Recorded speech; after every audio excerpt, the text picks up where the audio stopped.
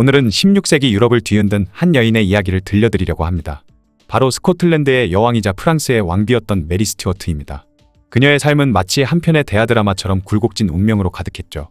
실제로 그녀는 서양에서 많은 드라마와 영화의 주제가 될 정도로 유명한데요. 과연 그녀는 대체 어떤 삶을 살았던 것일까요? 1542년 12월 8일 스코틀랜드의 릴리스 고성에서 한 아기가 태어났습니다. 바로 그녀가 메리 스튜어트였죠. 그녀의 아버지는 스코틀랜드 왕 제임스 5세, 어머니는 기지의 말이었습니다. 하지만 운명은 참 예측할 수 없는 법이죠. 메리가 태어난 지 겨우 6일 만에 아버지 제임스 5세가 30세의 나이로 급사하고 말았던 겁니다. 당시 스코틀랜드는 이웃나라 잉글랜드와의 갈등, 그리고 국내의 종교 대립으로 혼란스러운 상황이었는데요. 가톨릭교와 개신교의 대립이 정치와 맞물려 복잡한 양상을 띠고 있었죠. 그러나 중에 갓 태어난 아기가 곧바로 여왕의 자리에 오르게 된 것입니다. 어린 메리의 운명은 또 한 번 급변하게 됩니다. 5살 때 그녀는 비밀리에 프랑스로 망명을 가게 되었습니다. 당시 잉글랜드의 침략으로부터 그녀를 보호하기 위한 결정이었죠.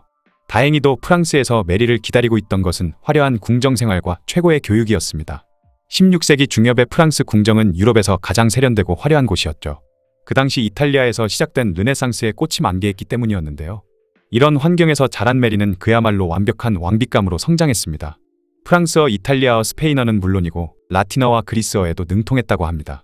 게다가 문해에도 재능이 있었고 자수나 승마 같은 귀족적인 취미에도 뛰어났다고 하네요. 프랑스 국왕 앙리 2세는 메리를 작은 여왕님이라 부르며 아꼈고 왕비 카테리나 메디치도 그녀를 귀여워했습니다. 앙리 2세는 이런 완벽한 아이는 일찍이 본 적이 없다고 할 정도였다니 메리가 얼마나 사랑받았는지 짐작이 가시나요? 그렇게 시간이 흘러 1558년 15세의 나이에 메리는 프랑스 황태자 프랑수아와 결혼합니다. 그리고 이듬해 프랑수아가 프랑스의 국왕이 되면서 메리는 16세의 나이에 프랑스의 왕비가 되는데요. 하지만 이 영광은 오래가지 못했죠. 병약했던 프랑수아가 즉위한 지 1년 반 만에 16세의 나이로 세상을 떠나고 만 것입니다. 졸지에 18살 나이에 과부가 된 메리는 고국 스코틀랜드로 돌아가야만 했습니다. 1561년 8월 13년 만에 고국 땅을 밟은 메리를 기다리고 있던 것은 낯설고 험난한 현실이었습니다. 프랑스에서 자란 메리는 열렬한 가톨릭 신자였었는데요. 하지만 그 사이 스코틀랜드는 이미 개신교 세력이 우세해진 상태로 변해 있었죠. 심지어 오랫동안 고국을 떠나 있었던 데다가 가톨릭 신자인 메리에 대한 반감이 상당했습니다. 그러나 생각보다 훨씬 강인했던 그녀는 왕국 각지를 순회하며 국민들과 소통하기 시작했고 그녀의 젊음과 아름다움 그리고 씩씩한 모습은 많은 이들의 마음을 사로잡았습니다. 여왕의 종교는 환영하지 않으나 여왕은 대환영이다라는 말이 나올 정도였죠. 메리는 가톨릭 신자였지만 개신교의 권리도 인정하는 포용력을 보였고 심지어 개신교 귀족인 제임스 스튜어트를 중용하기도 했습니다. 그렇게 스코틀랜드를 순조롭게 통치할 수 있었던 메리에게 큰 전환점이 되는 사건이 발생하는데요. 바로 달리경 헨리 스튜어트와의 만남이었습니다. 달리경은 메리와 같은 스튜어트 가문 출신의 잉글랜드 귀족이었죠. 주위의 만류에도 불구하고 메리는 달리경에게 마음이 끌려 1565년 22세의 나이에 그와 재혼하게 됩니다. 그러나 그 결혼은 곧 메리에게 큰 시련을 안겨주게 되는데요. 사실 달리경은 오만하고 절제력이 없었으며 심지어 왕위를 요구하기도 했었죠. 게다가 메리의 시종 다비드 리치오를 질투한 나머지 귀족들과 공모해 리치오를 살해하는 사건까지 일으켰습니다. 이 사건으로 인해 메리와 달리경의 관계는 급격히 악화되고 말았죠. 그러다 1567년 2월 또 다른 비극이 일어났습니다. 달리경이 묵고 있던 저택이 폭발하는 사건이 발생한 것이죠. 그런데 달리경은 그 폭발과는 다른 원인으로 사망한 게 밝혀지면서 메리는 의심의 눈초리를 받게 됩니다.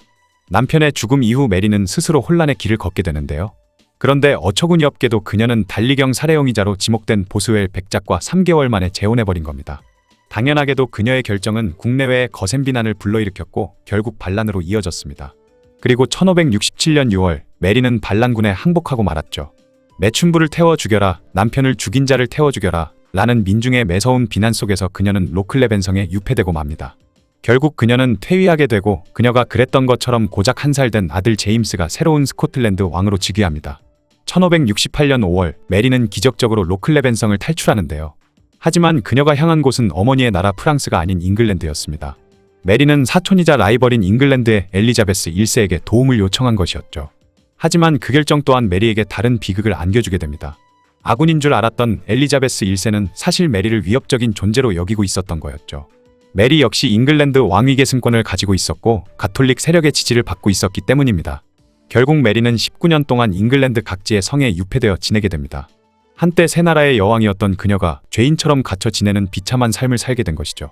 당연하겠지만 이 기간 동안 메리는 육체적으로나 정신적으로 큰 고통을 겪었습니다.